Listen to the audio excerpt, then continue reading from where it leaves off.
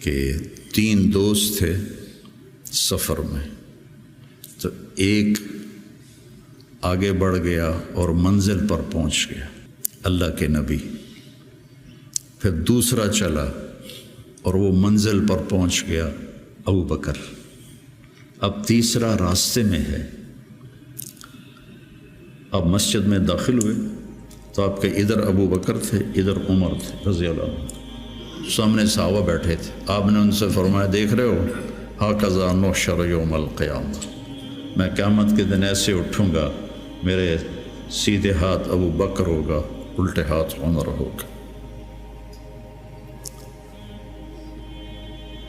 ملہم مراد، سارے مرید ایک شخص مراد، کتنے بڑے آدمی۔ تو صحابہ نے مشورہ کیا کہ فتوحات ہو گئی ہیں، کیسر اور کسریٰ کے خزانے مدینے میں آ گئے ہیں، اور عمر کا وہی حال ہے، وہی مجاہدہ ہے، وہی مشقت ہے، تو اب اسے نرم روٹی کھانی چاہیے۔ حضرت عمر کی روٹی کوئی کھا نہیں سکتا تھا، اٹک جاتی تھی گلے میں، اتنی سخت ہوتی تھی۔ تو انہیں لباس بھی، بڑے بڑے وفود آتے ہیں تو انہیں لباس بھی اچھا پہننا چاہیے، اور کوئی اب خادم رکھ لیں، اتنے غلام ہیں، کوئی خادم اپنی خدمت کے لیے رکھ لیں۔ یہ کون مشورہ کر رہے ہیں؟ زبیر بن عوام، طلحہ بن عبید اللہ، سعد بن ابی وقاص، عبد الرحمن بن عوف، علی بن ابی طالب، ابو عبیدہ بن جراح، 6 اصحاب عشرات المبشرہ میں سے 6 آدمی یہ مشورہ کر رہے ہیں۔ حضرت علی نے کہا مانے گا نہیں، جو تم مرضی کر لو۔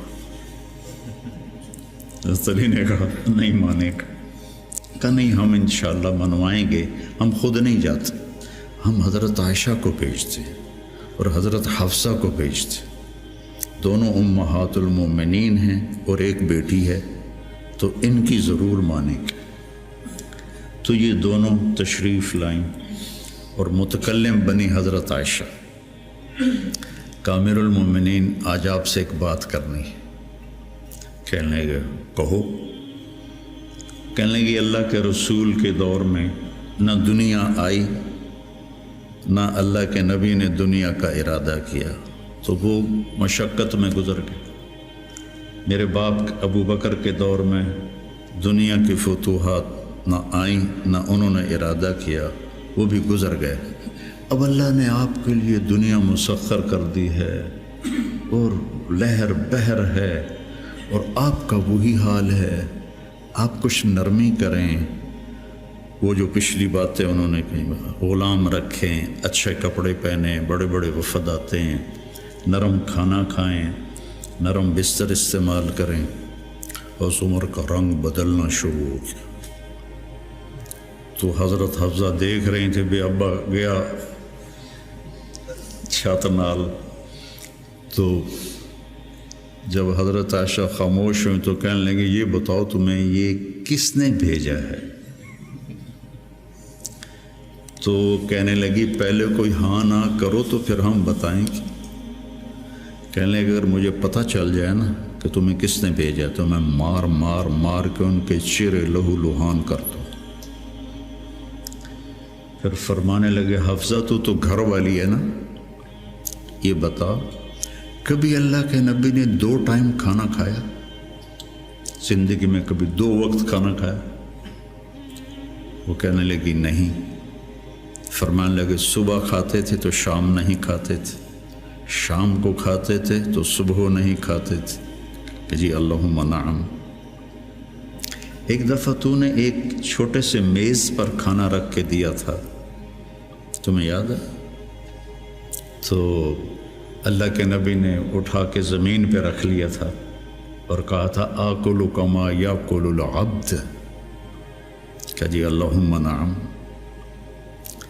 تمہیں یاد ہے اللہ کے نبی کا ایک ہی جوڑا ہوتا تھا اور اسے وہ خود دھوتے تھے، اور بعض اوقات وہ خشک نہیں ہوتا تھا اور بلال آ جاتے یا رسول اللہ الصلاۃ، تو آپ کہتے ابھی میرے کپڑے خشک نہیں ہوئے، یہاں تک کہ نماز تاخیر ہو جاتی تھی اور آپ وہ خشک ہو کر اس کو پہن کے جا کے نماز پڑھاتے تھے۔ اور یہ بھی تمہیں یاد ہو، وہ کہنے لگی اللہم نعم، کہ یہ بھی تمہیں یاد ہوگا کہ ایک دن وہ جوڑا بھی نہیں تھا تو آپ نے پڑوسن سے چادر مانگی تھی جس کو لپیٹ کر جا کے نماز پڑھائی تھی، یاد ہے؟ کہنے لگی اللہم نعم۔ کہا نبی کا بستر کیسا تھا تیرے گھر میں؟ کہا ایک ٹاٹ تھا، اس کو میں دوہرا کر کے بچھا دیتی تھی رات کو۔ تو حضرت عمر کہنے لگے ایک رات تو نے اس کی 4 تہیں لگا دی، تو صبح اللہ کے نبی نے کہا حفصہ میرا بستر تبدیل کر دیا ہے؟ کہ نہیں یا رسول اللہ وہی ہے، بس 2 کی 4 تہ لگا دی۔ کہا اس کو دوبارہ ویسے ہی کر دے، مجھے رات کو اٹھنے میں مشکل پیش آئی اس کی نرمی کی وجہ سے، یاد ہے؟ کہنے لگی اللہم نعم۔ تو فرمایا اللہ کے نبی نے کبھی 2 سالن کٹھے کھائے؟ اللہ کے نبی نے کبھی 2 سالن کٹھے کھائے؟ کہنے لگی نہیں، کوئی نہیں کھائے۔ تو حضرت عمر رونے لگے، فرمایا کہ جنہوں نے تمہیں بھیجا ہے نا انہیں جا کر کہو کہ 3 دوست تھے سفر میں، تو ایک آگے بڑھ گیا اور منزل پر پہنچ گیا اللہ کے نبی، پھر دوسرا چلا اور وہ منزل پر پہنچ گیا ابو بکر، اب تیسرا راستے میں ہے، ان کے راستے پر رہے گا تو پہنچے گا ورنہ بھٹک جائے گا۔ والذی نفسی بیدہ، اس رب کی قسم جس کے قبضے میں میری جان ہے، میں اپنے آپ کو اسی حال پہ رکھوں گا حتی تلحق روحی باللہ، یہاں تک کہ میں اپنے رب کے ساتھ جا کے مل جاؤں۔ جن کو اپنی ذات کی طرف نبی کی محنت متوجہ کرتی، تحریکیں اوروں کی طرف متوجہ کرتی، اور انبیاء کی محنت یا قوم اعبدوا اللہ ما لکم من الہ غیر، یا قوم انی لکم نذیر مبین ان اعبدوا اللہ واتقوہ واطیعون انی لکم نذیر مبین انی لکم ناصح امین۔ اور جب خنجر لگ گیا اور پتہ چل گیا کہ بچنا ممکن نہیں ہے تو اپنے بیٹے کو بلایا عبداللہ بن عمر، فرمانے لگے جاؤ عائشہ کے پاس اور ان سے کہو کہ عمر اپنے ساتھیوں کے ساتھ دفن کی اجازت چاہتا ہے، اور امیر المومنین نہ کہنا، عمر کہنا، چونکہ اب میں امیر المومنین نہیں ہوں۔ اگر وہ اجازت دیں دیں تو مجھے وہاں دفن کر دینا، ورنہ مجھے عام قبرستان میں لے جا۔ عبداللہ بن عمر رضی اللہ تعالیٰ عنہ تشریف لے گئے تو عائشہ رضی اللہ عنہ بیٹھی رو رہی تھی، تو انہوں نے عرض کی اماں جان میرا باپ عمر بن خطاب اپنے ساتھیوں کا قرب چاہتا ہے۔ تو حضرت عائشہ رضی اللہ عنہ نے روتے ہوئے کہا یہ جگہ تو میں نے اپنے لیے رکھی تھی، لیکن اگر عمر طلبگار ہے تو مرحبا بعمر۔ واپس آئے، کہا ابا جان ابشر قد اذنت، اجازت ہو گئی۔ کہ بیٹا ممکن ہے میرے شرم میں کہا ہو، جب میں مر جاؤں پھر دوبارہ میرا جنازہ لے جانا اور باہر رکھ دینا، اور پھر ایک دفعہ دوبارہ پوچھنا، اگر اس وقت اجازت ملے پھر مجھے اندر لے جانا۔ اس میں حضرت علی آئے تو بڑے گھبرائے ہوئے تھے، تو حضرت علی نے پوچھا اتخاف من الموت؟ کہا نہیں، الذی بعد الموت، الذی بعد الموت، جس ہستی نے 22 لاکھ مربع میل میں اسلام پھیلایا، تو کہنے لگے ڈرو نہیں، میں نے کئی دفعہ سنا کہ اللہ کے نبی نے کہا خرجت انا و ابو بکر و عمر، دخلت انا و ابو بکر و عمر، جیت انا و ابو بکر و عمر و سیدہ کہول اہل الجنہ ابو بکر و عمر، کہ میں نے کئی دفعہ سنا، حضرت حسن بھی ساتھ. تو کہنے لگے قیامت کے دن گواہی دو گے میری؟ کہا میں بھی دوں گا، حسن بھی دے گا، میں بھی دوں گا، حسن بھی دے گا. تو حضرت علی چلے گئے، تو موت کی آہٹ محسوس کی، تو عبداللہ بن عمر نے گود میں سر رکھا ہوا تھا. کہنے لگے عبداللہ میرا سر زمین پر ڈال دے. انہوں نے پنڈلی پہ رکھ لیا. وائے حق، سنتے نہیں ہو میں نے کیا کہا، مجھے زمین پہ ڈال دیا. انہوں نے سر زمین پہ رکھ دیا، تو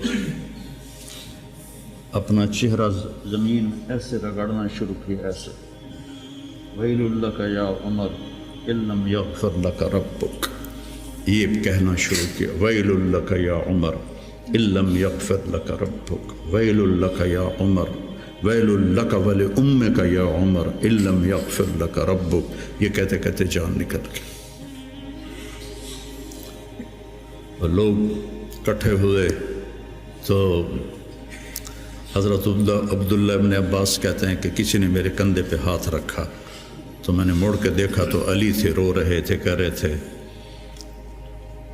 کہ نہیں، بات کی بات. حضرت صہیب رومی نے جنازہ پڑھایا، وصیت کی تھی میرا جنازہ صہیب پڑھائے. ان 6 کو تو ڈال دیا تھا نا شورا میں، تو صہیب نے جنازہ پڑھایا، جنازہ اٹھایا گیا اور آ کر حضرت عائشہ کے دروازے پر رکھا گیا، اور عبداللہ بن عمر آگے بڑھے کہ اماں جان میرا باپ حاضر ہے، اندر آنے کی اجازت چاہتے. تو عائشہ رضی اللہ عنہا نے اپنی چادر اٹھائی اور اپنے آپ کو ڈھانپا اور باہر نکل گئی. مرحبا بعمر. تو جب آپ کی تدفین ہو رہی تھی تو عبداللہ بن عباس نے کہا کہ میرے کندھے پر کسی نے ہاتھ مارا، تو میں نے دیکھا تو علی رضی اللہ عنہ رو رہے تھے، کہہ رہے تھے عمر مجھے پتا تھا تیرے سوا یہاں اور کوئی نہیں آ سکتا، تیرے سوا یہاں اور کوئی نہیں آ سکتا، مجھے پتا تھا تو یہیں آئے گا. علم کا یہ منتہا ہے. اس کو اگر ہم اپنی آپ ذات کو بیچ میں سے نکال دیں گے تو ہم گرنا شروع ہو جائیں گے. تجھے کیوں فکر ہے اے گل دلے صد چاک بلبل کی، تو اپنے پیرہن کے چاک تو پہلے رفو کر لے. عائشہ رضی اللہ عنہ موت کی سکرات میں تھی، تو عبداللہ ابن عباس رضی اللہ عنہ نے آنے کی اجازت چاہی. تو جنگ جمل کے بعد سے بول چال بند تھی، کیونکہ عبداللہ ابن عباس حضرت علی کی طرف سے لڑے تھے باقاعدہ. تو آپ کے پاس عبداللہ بن زبیر اور مسور بن مخرمہ رضی اللہ عنہ بیٹھے ہوئے تھے. تو حضرت عائشہ رضی اللہ عنہ خاموش ہو گئی، اتنا اثر تھا اس بات کا. تو ان کا حبر الامہ ہے اور ابن عم الرسول ہیں، اجازت دے دیں. تو حضرت عائشہ روئے جا رہی تھی اور ان کی بڑی چادر آنسوں سے بھیگ چکی تھی، ساری چادر. جب وہ آئے تو کہنے لگے اماں جان آپ کیوں رو رہی ہیں؟ آپ کے اور نبی کی ملاقات میں صرف اتنی دیر ہے کہ یہ جان نکلے اور آپ اللہ کے رسول کے پاس پہنچ جائیں. کہنے لگے عبداللہ مجھے دھوکہ نہ دے، کاش میری ماں نے مجھے جنا ہی نہ ہوتا. مجھے بہلاوا نہ دے، مجھے دھوکہ نہ دے۔ اور اللہ کے نبی نے کہا تھا یا عائشہ انہو لیہون علی الموت ان اریتکی زوجتی فی الجنہ، عائشہ مجھے مرنا آسان ہو گیا ہے کہ مجھے پتہ چلا ہے تو جنت میں میری بیوی ہے۔ اور وہ رو رہی تھی۔ تو میرے عزیزو، اپنی ذات کو نہ بھولو، اپنی ذات کو سامنے رکھو گے تو آپ ترقی کرو گے، اپنی ذات کو بھلا دو گے اور عیب پکڑتے پکڑتے، کمیاں پکڑتے پکڑتے آپ کو اپنا آپ بھول جائے گا۔